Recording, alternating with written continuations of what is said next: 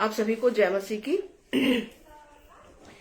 मैं क्षमा चाहती हूँ, मैं काफी लेट हो गई,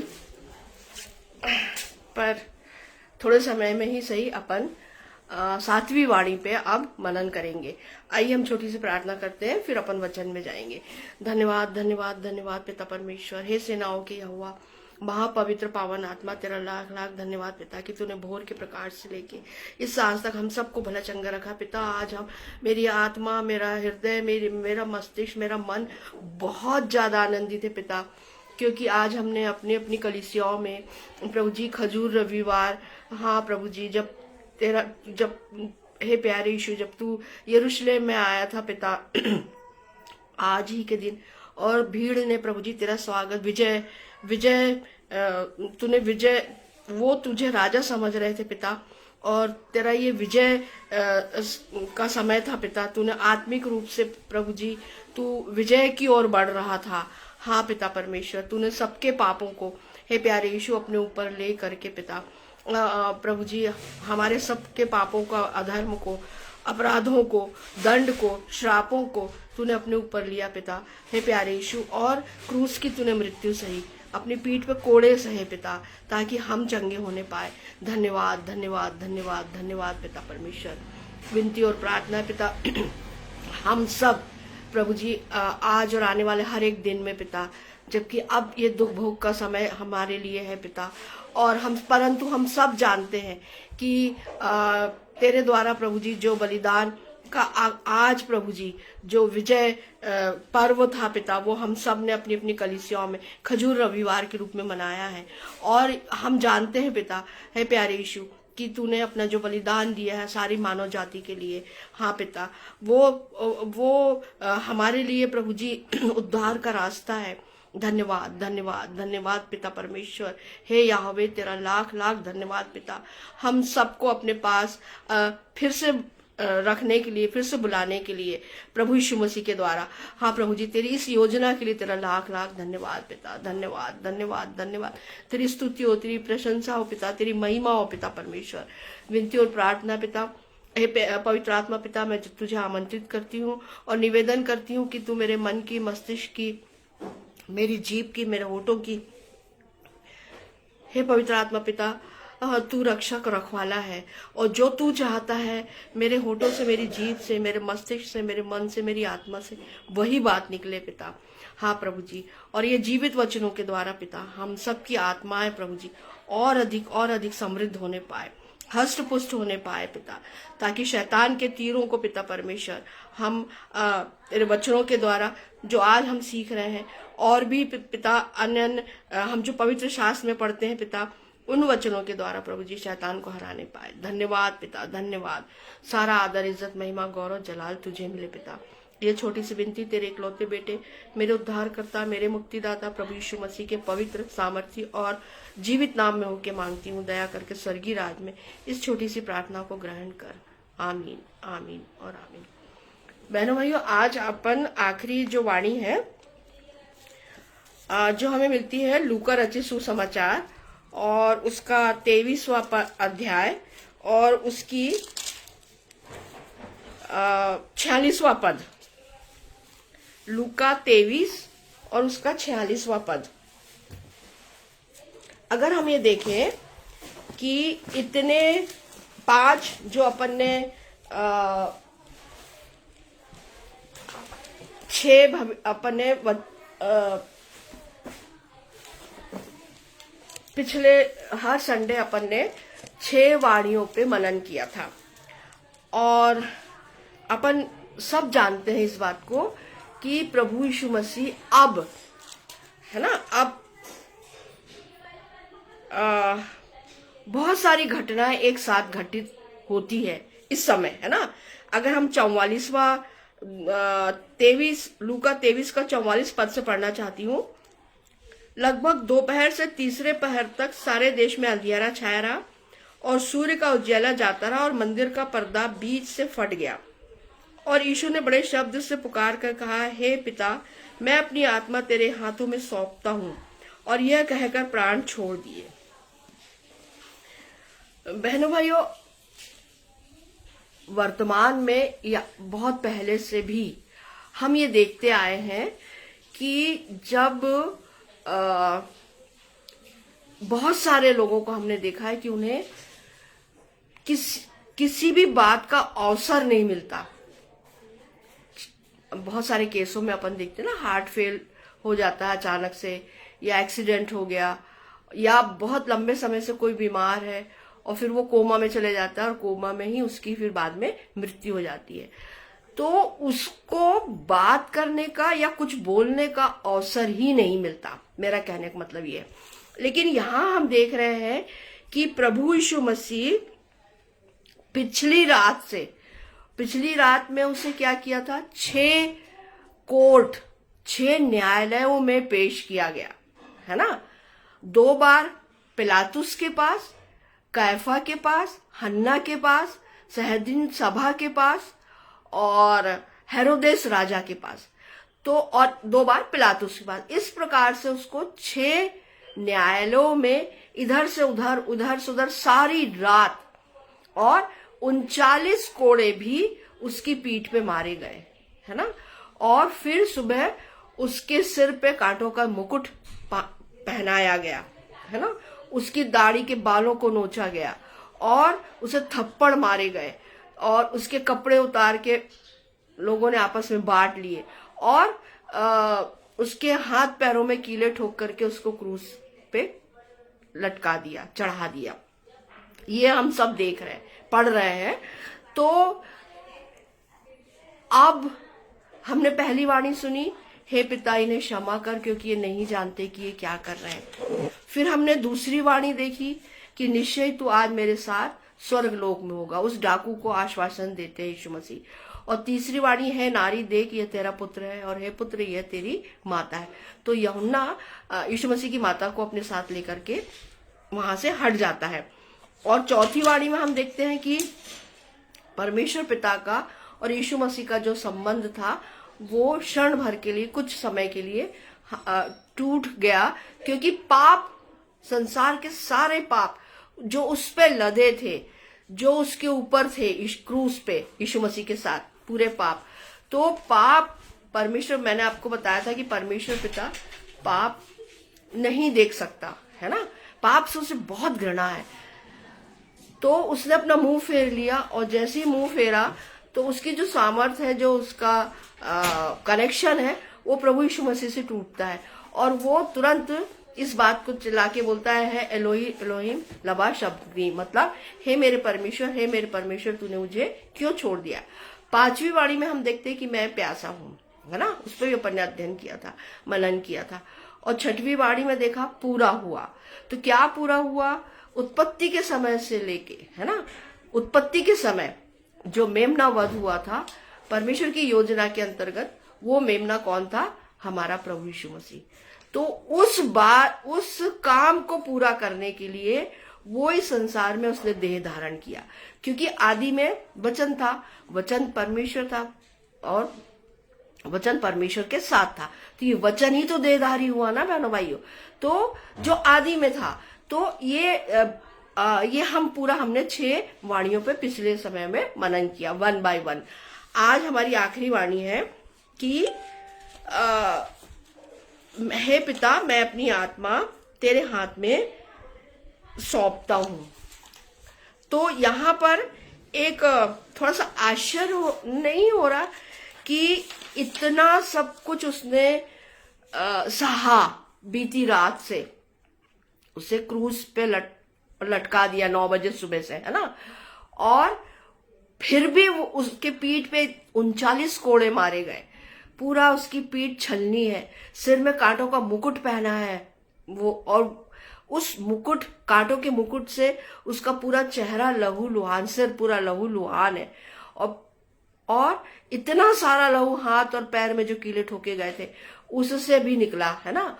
और पीठ से अलग जो लहू निकला, तो फिर भी वो पूरे होश में है, है ना। और अभी वो यहाँ पे क्या बोल रहा है? हे पिता मैं अपनी आत्मा तुझे, और यीशु ने बड़े शब्द से पुकार कर कहा, हे पिता मैं अपनी आत्मा तेरे हाथ में सौंपता हूं। अभी भी उसका जो संबंध है अपने पिता से नहीं टूटा है। और कितनी बड़ी बात है कि जहां से वो आया था, कहां से आया था? पिता के पास से आया था, मतलब स्वर्ग से आया था। तो उसकी जो आत्मा है ना, वो किसकी भाई देखिए, जब आदम को परमेश्वर ने बनाया तो अपनी सांस, अपनी आत्मा का अंश उसमें डाला और वो एक जीवित प्राणी बन गया। ऐसे ही जब हम ये देखते हैं कि यीशु मसीह पवित्र आत्मा की सामर्थ्य से कुंवारी मरियम के गर्भ में आया है ना, और हम ये भी ये आत्मा है ना, तो प्रभु यीशु मसीह के पास कौन सी आत्मा है? पवित्र आत्मा है ना। उसकी जो आत्मा है वो पवित्र है, निर्दोष है, निष्कलंक है। इसीलिए तो वो अपने होश में है और पूरे होश में वो अपने पिता को अपनी आत्मा सौंप रहा है ना। क्योंकि शैतान इस बात की फिराक में था कि जैसे इसके प्राण निकले वो उसकी आत्मा पे अपना कब्जा करे, परंतु यीशु मसीह ने ऐसा होने नहीं दिया है ना। उसने तुरंत चिल्ला के जोर से बोला, हे पिता मैं अपनी आत्मा तुझे सौंपता हूं, तेरे हाथ में सौंपता हूं, यह कहकर प्राण छोड़ दिए। ठीक है ना। तो निश्चित रूप से आत्मा फिर कहां गई? स्वर्गलोक में। किसके साथ गई? उस डाकू के साथ जिसको प्रॉमिस किया था ना यीशु मसीह ने कि निश्चय तू आज मेरे साथ स्वर्गलोक में होगा। और हम यहां पे देखते हैं कि ये 7वीं वाणी है बहनों भाइयों, अंतिम और 7वीं वाणी है ना। और ये जो 7वां अंक है ये पूर्णता को दर्शाता है। अगर हम थोड़ा सा पीछे देखें तो हम ये देखते हैं कि उत्पत्ति में हम ये देखते हैं कि परमेश्वर ने सृष्टि की रचना 6 दिनों में की थी और 7वें दिन विश्राम किया था, है ना। अगर अपन देखें उत्पत्ति 2 और 2,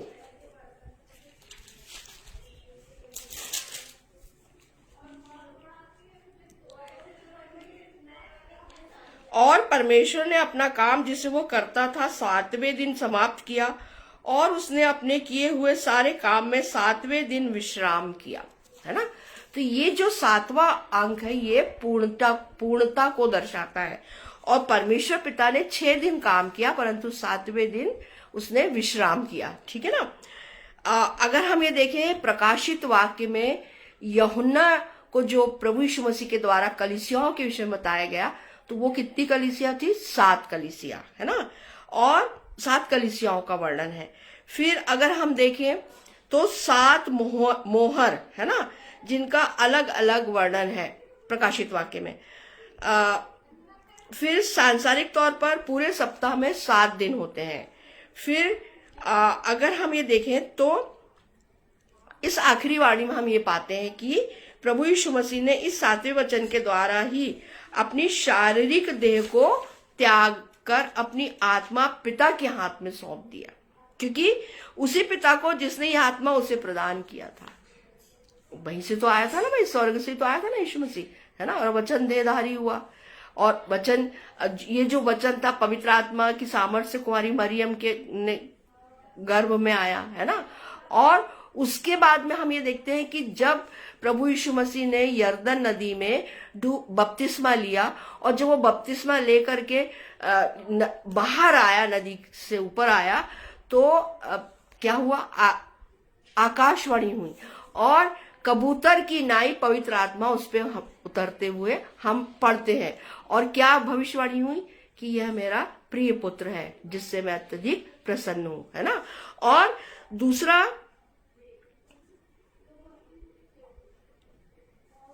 अगर हम ये देखें कि ये जो आत्मा है जिसको यीशु मसीह ने परमेश्वर पिता को सौंपा, है ना, वो आत्मा कब से, कहां से और कब तक उसने क्या क्या कार्य किए, है ना। तो सबसे पहले तो हम ये देखते हैं कि मरियम अर्थात प्रभु यीशु की माता जो कि कुंवारी थी पवित्र आत्मा से गर्भवती हुई, है ना।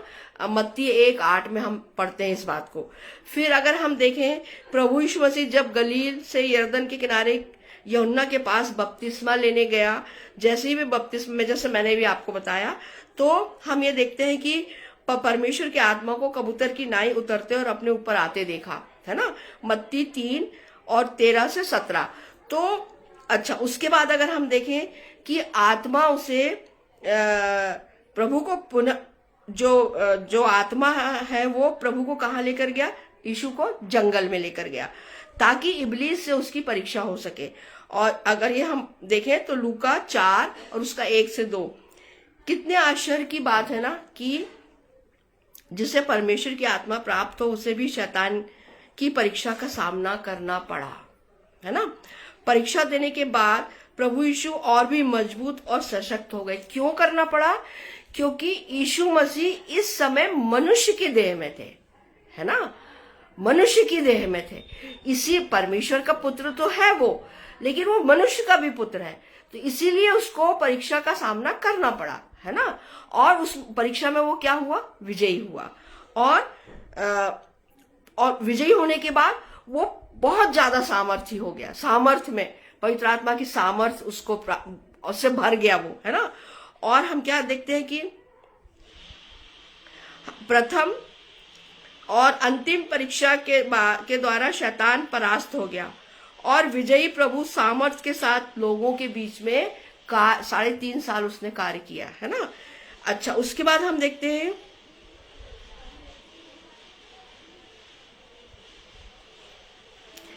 अगर हमें देखिए गतसमनी के बाग में, बहनों भाइयों, जब यीशु मसीह गतसमनी के बाग में थे और वहां वो प्रार्थना करते हैं कि हे पिता, बहुत ही व्याकुल है वो, और वो ये बोलते हैं कि ये कटोरा, विनती कर रहे हैं, प्रार्थना कर रहे हैं, निवेदन कर रहे हैं कि यह कटोरा मेरे ऊपर से हटा ले, है ना, परंतु इसमें मेरी नहीं पर तेरी इच्छा, जो तेरी इच्छा है वो तू पूरी कर, है ना। ये हमें मिलता है लूका 22:39-44।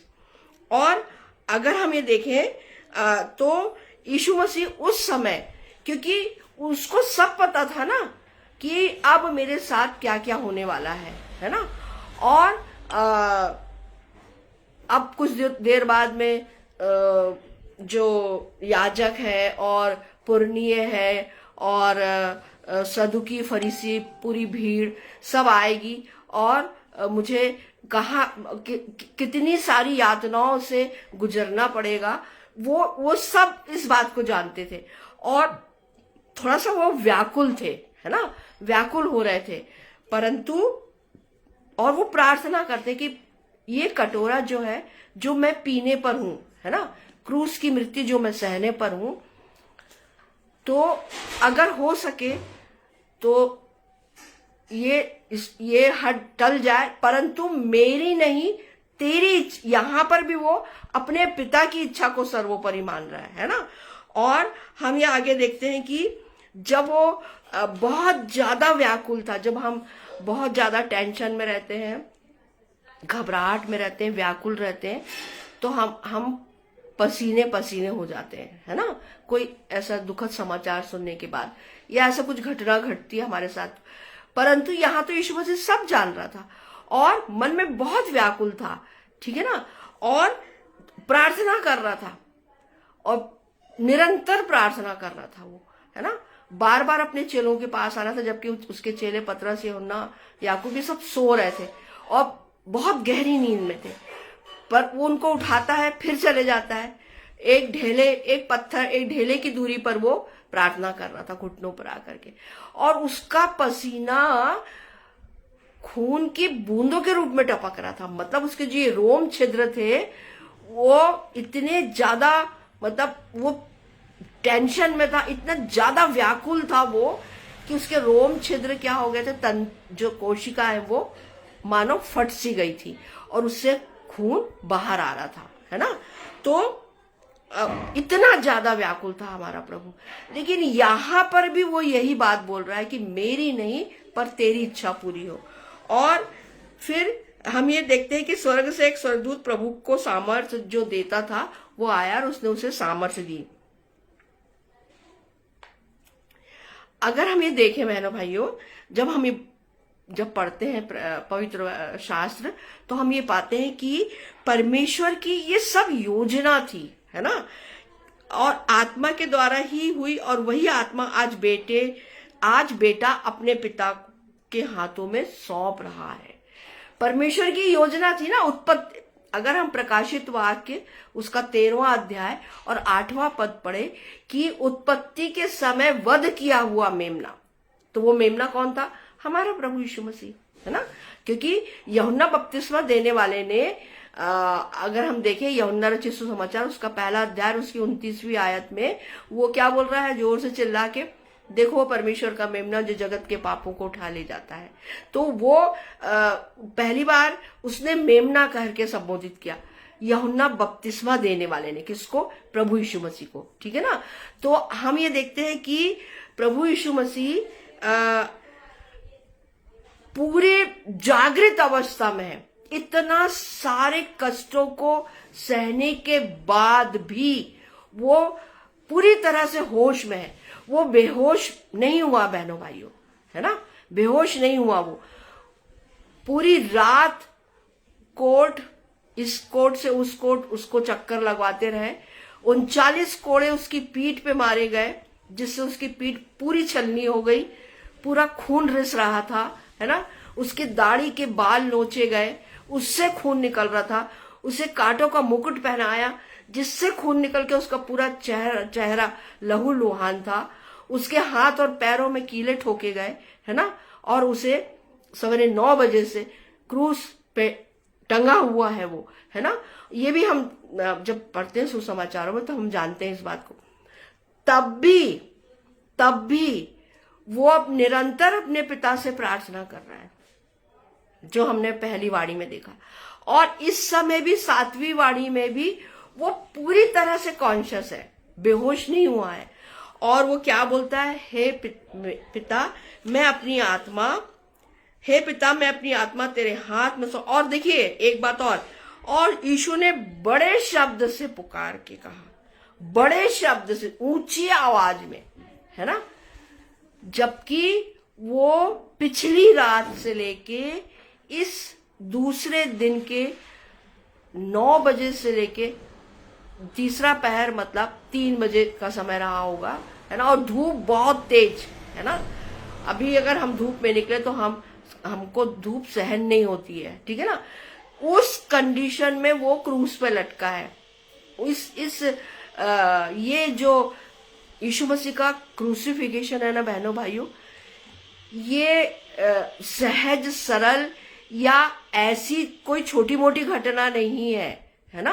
हम जानते हैं इस बात को कि परमेश्वर की योजना की जो अदन की वाटिका में परमेश्वर का और मनुष्य का जो रिश्ता टूटा था, है ना, उसको फिर से दोबारा प्रभु यीशु मसीह के माध्यम से परमेश्वर पिता ने फिर से उस रिश्ते को बनाया, है ना। हम ये भी देखते हैं कि जब उसने प्राण त्यागे तो मंदिर का पर्दा ऊपर से नीचे तक पूरा फट गया, है ना। ऊपर से नीचे तक, नीचे से ऊपर नहीं, ऊपर से नीचे तक फटा है ना।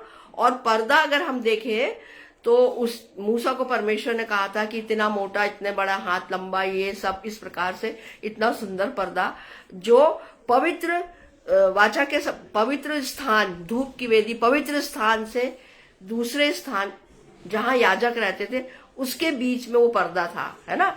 उस स्थान जो महापवित्र स्थान था वो परमेश्वर का स्थान था, वहां हर कोई नहीं जा सकता था और याजक भी बहुत डरते डरते जाते थे, है ना। तो क्यों? क्योंकि उस समय तक परमेश्वर का और मनुष्य का मेल नहीं हुआ था। पर परमेश्वर ने यीशु मसीह के माध्यम से, यीशु मसीह के क्रूस की मृत्यु के द्वारा अब मनुष्य का और परमेश्वर का जो संबंध है ना, वो फिर से, यीशु मसीह हमारा मध्यस्थ है और क्योंकि क्रूस की मृत्यु उसने सही है ना। तो हम जब, और पर्दा क्या ऊपर से नीचे तक फटा, अब पर्दा हट गया है, ठीक है। अब हम यीशु मसीह में होकर के परमेश्वर पिता के पास जा सकते हैं, ठीक है ना। तो अब हमारे लिए यीशु मसीह क्या है? बिचवई है, माध्यम है। जब मैं प्रभु यीशु मसीह पे संपूर्ण मन से विश्वास करती हूं कि उसने मेरे पापों के लिए, मेरे श्रापों के लिए, मेरे अपराध के लिए, है ना, और मेरे दंड के निमित्त सब कुछ उसने मेरे इन सारी अपराधों को, दंड को, पापों को उसने अपने ऊपर लिया, है ना। हर एक विश्वासी ये जानता है कि उसके पूरे संसार के ना, परमेश्वर ने तो बोला ही है, अगर हम देखें यूहन्ना 3:16, और परमेश्वर ने जगत से ऐसा प्रेम रखा कि उसने अपने इकलौता पुत्र दे दिया, ताकि जो कोई उस पर विश्वास करे वह नाश ना हो परंतु अनंत जीवन पाए। तो बहनों भाइयों, अनंत जीवन किसके पास है? प्रभु यीशु मसीह के पास है। तो जब हम प्रभु यीशु मसीह पे पूरे सच्चे मन से विश्वास करते हैं, अपने मानते हैं, अंगीकार करते हैं, मुंह से प्रायश्चित करते हैं, है ना। और उस डाकू ने प्रायश्चित किया था ना, और उसने गवाही दी थी कि हम तो अपने किए का दंड भुगत रहे, लेकिन ये तो निर्दोष है ना, और इसने ऐसा कोई पाप नहीं किया है। वो डाकू गवाही दे रहा है क्रूस पे, वो भी क्रूस पे। तब वो क्या बोलता है? हे यीशु, जब तू अपने राज्य में आए तो मेरी सुधि लेना। वो समझ गया था कि ये जो है परमेश्वर, मतलब ये सिद्ध पुरुष है और इसका राज्य निश्चित रूप से आएगा, है ना। और यीशु मसीह ने क्या कहा? निश्चय तू आज मेरे साथ स्वर्ग लोक में होगा। मैं तुझसे सच कहता हूं कि आज ही तू मेरे साथ स्वर्ग लोक में होगा। दूसरी वाणी। तो हम ये देखते हैं कि परमेश्वर पिता की योजना कितनी अद्भुत है बहनों भाइयों, कि उसने किसी स्वर्गदूत को नहीं चुना, उसने किसी भविष्यवक्ता को नहीं चुना, उसने किसी नबी को नहीं चुना, है ना उसने मूसा को चुना, ना उसने दाऊद को चुना, जबकि वो तो दाऊद से बहुत प्रेम करता था, ना उसने अब्राहम को चुना, परंतु उसने किसको चुना? वचन को, है ना, जो उसके साथ था उत्पत्ति के समय। हम देखते हैं ना, आओ हम मनुष्य को अपनी स्वरूप और अपनी समानता में बनाए हम। तो वहां पे जब परमेश्वर पिता अदन की वाटिका में, पूरी अदन की वाटिका बना चुकने के बाद, वहां पे कौन था? परमेश्वर पिता, और वचन मतलब पुत्र, और सामर्थ मतलब पवित्र आत्मा। तभी तो वो बोल रहा है आओ हम, है ना। तो परमेश्वर पिता की योजना देखिए उत्पत्ति के समय से, है ना, वध किया हुआ मेमना, और जब आदम और हवा के द्वारा पाप अदन की वाटिका में किया, अनाज्ञाकारिता का, तो परमेश्वर पिता ने उत्पत्ति में 2 या 3 में हम पढ़ते हैं कि परमेश्वर पिता ने क्या करा? एक अंगरखा बनाया, और किस भेड़, मेमने को ही मारा होगा, है ना, और उसको दोनों को दिया पहनने के लिए, ठीक है ना, ताकि वो अपने शरीर को ढांप सके। तो ये एक सिंबल है, कि एक चिन्ह है कि परमेश्वर पिता इसी मेमने के द्वारा, जो उसका खुद का मेमना है ना, वो मैंने आप लोगों को पिछली बार बताया था कि जो दोष पत्र था यीशु मसीह के ऊपर जो लटकाया गया था दोष पत्र, उस दोष पत्र में जो हिब्रू भाषा में लिखा गया था, यीशु नासरी यहूदियों का राजा, तो वो जो याजक थे वो मना कर रहे थे कि इसको हटा।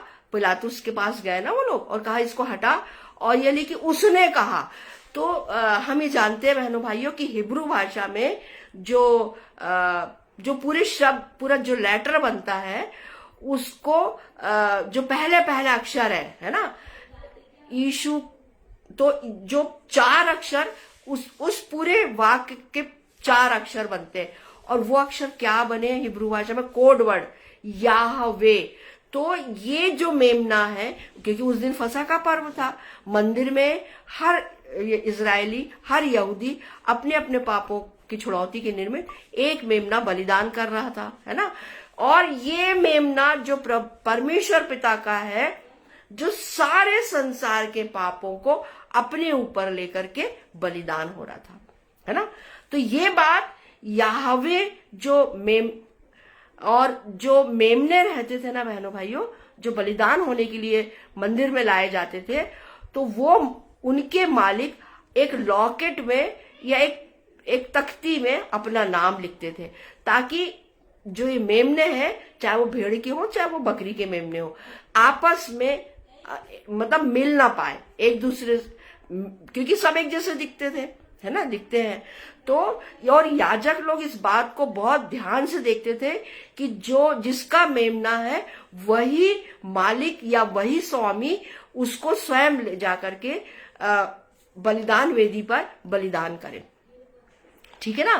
तो इसलिए वो क्या करते थे, अपने मेमने के गले में एक तख्ती लटका देते थे जिसमें उसके मालिक का नाम लिखा होता था। तो जो क्रूस पे लटका था उसका मालिक कौन है, उसका मालिक कौन है, कौन था, कौन है, याहवे, है ना। वो जो 4 अक्षर आए जब उसको जोड़ा गया इन याजकों के द्वारा तो उसमें नया नाम आया याहवे। तो मतलब ये याहवे का मेमना है ना। ये जो बलिदान होने के लिए क्रूस पे है, जिसने संसार के सारे पूरे सभी के पापों को अपने ऊपर लेकर के जो बलिदान हो रहा था वो याहवे परमेश्वर पिता का मेमना है। इसलिए तो मना कर रहे थे कि इसको चेंज करो पिलातुस के पास। तो पिलातुस ने क्या कहा, मैंने जो लिख दिया सो लिख दिया, है ना, उसने चेंज नहीं किया। और अनजाने में उसने वो बात लिखी, यीशु नासरी यहूदियों का राजा, हिब्रू भाषा में, तीनों भाषा में लिखा था, लैटिन, हिब्रू और अरामी भाषा में। लेकिन जब हम हिब्रू भाषा के कोड को देखते हैं तब उसमें याहवे नाम आता है। तो हम ये देखते हैं बहनों भाइयों कि जो परमेश्वर पिता की योजना, अपन इस बात को देख रहे हैं कि परमेश्वर पिता की योजना कितनी अद्भुत है मेरे और आपको बचाने के लिए, क्योंकि वो हमसे अगापे प्रेम करता है ना, और हम नरक में न जाए, इसीलिए उसने अपने बेटे को इस पृथ्वी में भेजा ताकि उसके द्वारा, है ना, उसकी क्रूस की मृत्यु के द्वारा, फिर तीसरे दिन जी उठने के द्वारा, और आज यीशु मसीह कहाँ है, परमेश्वर पिता की दाहिनी ओर है वो, है ना, और वहां भी बैठ के वो हमारे लिए विनती करता है। बताइए अब आप, ठीक है ना। तो परंतु बहनों भाइयों, अगर हम ये देखें कि आज हमें विचार करना है कि आज मेरी जो आत्मा है वो क्या है, कौन है ना। यदि मेरे पास आत्मा है, पवित्र आत्मा, यदि है तो कौन सी आत्मा है, पवित्र आत्मा या और, है ना, सांसारिक आत्मा। तो प्रभु यीशु मसीह ने क्या कहा था, मैं जा रहा हूं परंतु तुम्हारे लिए एक सहायक भेजूंगा। आज वो सहायक हमारे साथ कौन है, पवित्र आत्मा। कितनी खुशी की बात है ये कि मेरे और आपके पास पवित्र आत्मा है। पवित्र आत्मा ही तो हमें सिखाता है बहनों भाइयों, पवित्र आत्मा हमें पाप से बचाता है। पाप हमारा मन कचोटता है और मान लीजिए हो भी जाता है हमसे पाप, तो तुरंत हम क्षमा मांगते हैं, है ना, प्रभु यीशु मसीह से और पिता परमेश्वर से। और पवित्र आत्मा हमें अंश अंश प्रभु यीशु मसीह की ओर आगे बढ़ाता है।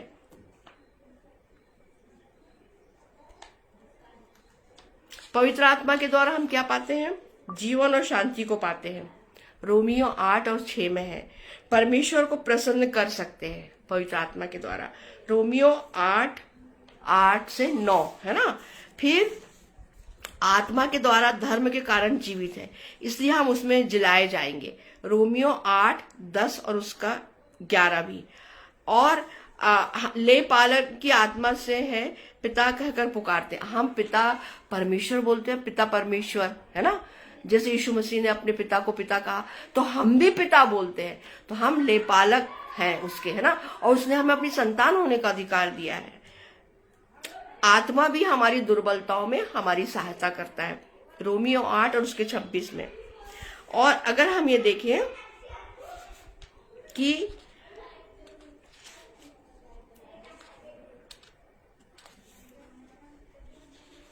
पर प्रभु यीशु मसीह इस समय अपने पिता से पूरे होश और हवास में अपनी आत्मा सौंप रहा है ना, ताकि उसको शैतान ना ले सके, है ना।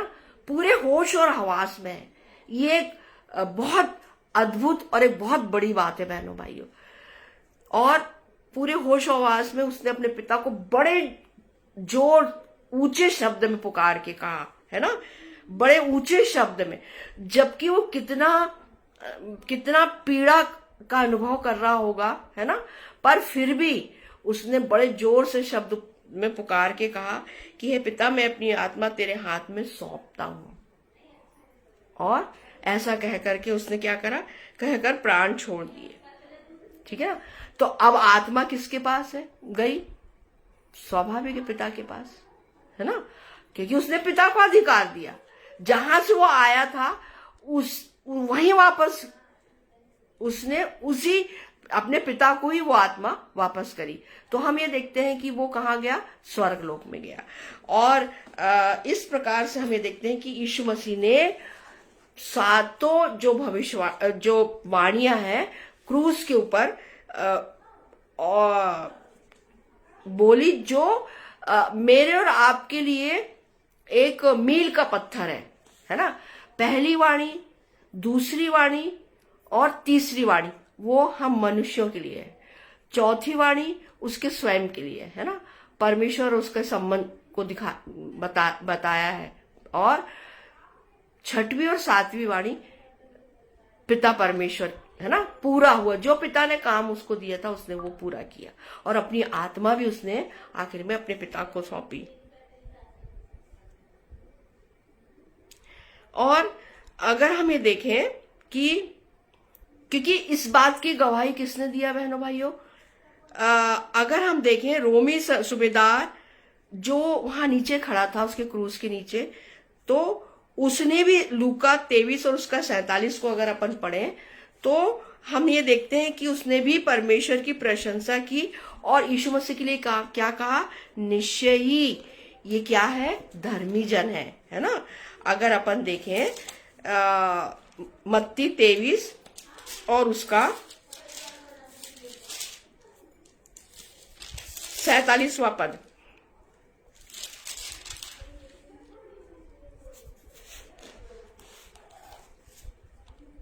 सॉरी लूका 23 का 47वां पद अगर अपन देखें तो सूबेदार ने जो कुछ हुआ था देखकर परमेश्वर की बढ़ाई की और कहा, निश्चय यह मनुष्य धर्मी था।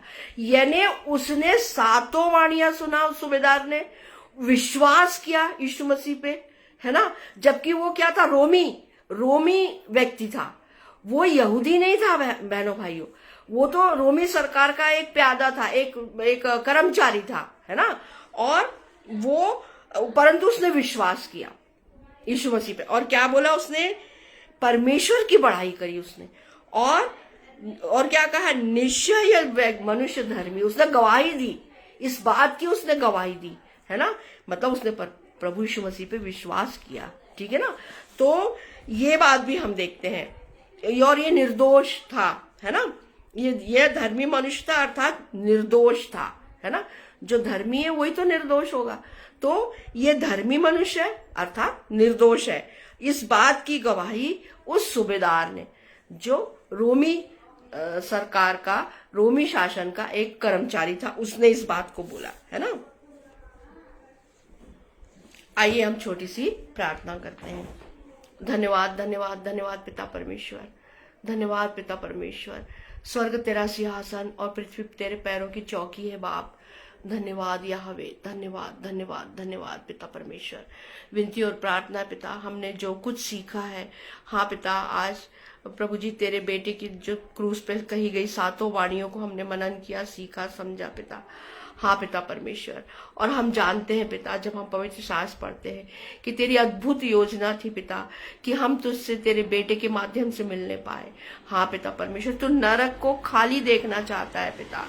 हाँ पिता परमेश्वर, विनती और प्रार्थना है पिता परमेश्वर, हर एक घुटना और हर एक जीव इन वचनों के द्वारा प्रभु जी तेरे पास आने पाए पिता, और नरक जो तू खाली देखना चाहता है पिता, हाँ प्रभु जी, वो खाली होने पाए।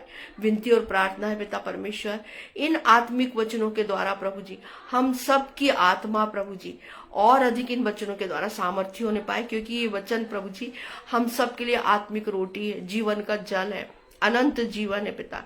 इन वचनों के द्वारा। धन्यवाद पिता परमेश्वर तेरी अद्भुत योजना के लिए। धन्यवाद पिता। मैं विनती और प्रार्थना है पिता परमेश्वर, मैं आज और आने वाले हर एक दिन को तेरे सामर्थ्य हाथ में सौंपती हूँ पिता। जबकि अब हम कल से प्रभु जी दुख भोग सप्ताह में पिता प्रवेश करने जा रहे हैं। तू हम में से हर एक के संग और साथ होना और होने देना पिता कि हर एक आत्मा प्रभु जी, हर एक बंधन उन आत्माओं के टूटने पाए और हम सब प्रायश्चित मन, सच्चे मन से प्रायश्चित करके तेरे बेटे के लहू से प्रभु जी हमारी आत्माएं धुलने पाए पिता। क्योंकि पिता परमेश्वर तू नरक को खाली हो देखना चाहता है पिता, और तू नहीं चाहता कि एक भी आत्मा नरक में जाए। विनती और प्रार्थना है पिता परमेश्वर, होने देना पिता इस दुख भोग सप्ताह में हर एक कलीसिया में पिता परमेश्वर, हर एक भाई बहन प्रभु जी सच्चे मन से प्रायश्चित करके तेरे बेटे के पास आने पाए पिता, तेरे बेटे के क्रूस के पास आने पाए पिता। हाँ प्रभु जी, जिससे उसके लहू के द्वारा प्रभु जी, जिसने उस लहू से प्रभु जी, जिस प्रभु यीशु मसीह ने जो लहू देकर दाम तुझे दिया है, जो चुकाया है पिता, उस लहू के द्वारा हमारे गुनाह अपराध पाप क्षमा होने पाए पिता, और हम तेरे पास तेरे स्वर्गीय राज में आने पाए पिता। ऐसा तू होने देना पिता परमेश्वर, तुझसे यही विनती और प्रार्थना है। मैं सारे फेसबुक लाइव यूट्यूबर्स जितने भी भाई बहन हैं जो सुसमाचार प्रचार कर रहे हैं पिता, हर एक को, छोटे बड़े सभी भाई बहनों को, अपने छोटे भाई अनुपम डेविड जी को, उनकी पत्नी को, उनके बच्चों को, भाई सैमुअल भाई को, और भी जो भाई बहन प्रभु जी फेसबुक लाइव पे तेरा सुसमाचार प्रचार कर रहे हैं पिता, हर एक को तेरे सामर्थ्य हाथ में सौंपती हूँ और चाहती हूँ पिता कि हर एक को तू पवित्र आत्मा की सामर्थ्य से भरना पिता, ताकि ये जो जीवित वचन है हर एक मनुष्य के, हर एक विश्वासी के मन में अधिकाई से बस के काम करने वाला हो सके पिता। हर एक घुटना, हर एक जीव प्रभु जी तेरे बेटे को अपना उद्धार करता स्वीकार करते हुए तेरे स्वर्गीय राज में आने पाए पिता। हाँ पिता परमेश्वर, हाँ प्रभु जी, प्रभु जी 7वीं वाणी पे तेरी नाम बनाम आशीष हो पिता, सारी वाणियों पे तेरी आशीष हो पिता। धन्यवाद पिता परमेश्वर, सारा आदर इज्जत महिमा गौरव जलाल पिता परमेश्वर तुझे मिले। ये छोटी सी विनती तेरे इकलौते बेटे मेरे उद्धार करता प्रभु यीशु मसीह के जीवित सामर्थी और पवित्र नाम में होके मांगती हूँ। दया करके स्वर्गीय राज में इस छोटी सी प्रार्थना को ग्रहण कर। आमीन, आमीन और आमीन। आप सभी को यीशु सहाय।